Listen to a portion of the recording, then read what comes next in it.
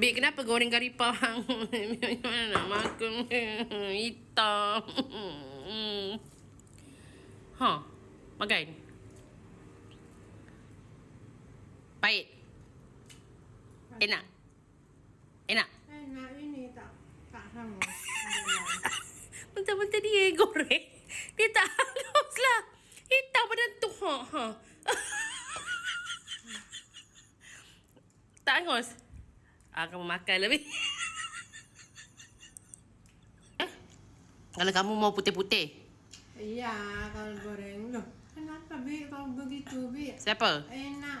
Kalau garing itu enak. Ya, kakak saya suruh garing. Tapi bukan hangus macam gini. Bi, dia suruh garing sikit je. Kamu ni menyalahkan kakak saya. Suka-suka hati.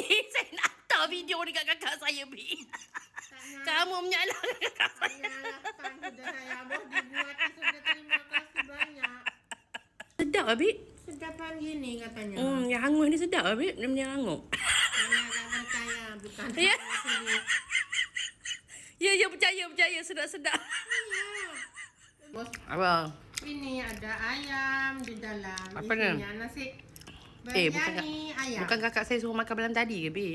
Saya kenyang, kembung perut. Habis tu kamu simpan hari ni? Saya simpan ini. Tengok, mau buka. balik ditinggalin nasi macam-macam. Buka, tengok. Ini Makanlah. Saya tak nasi saya tak nak. biryani.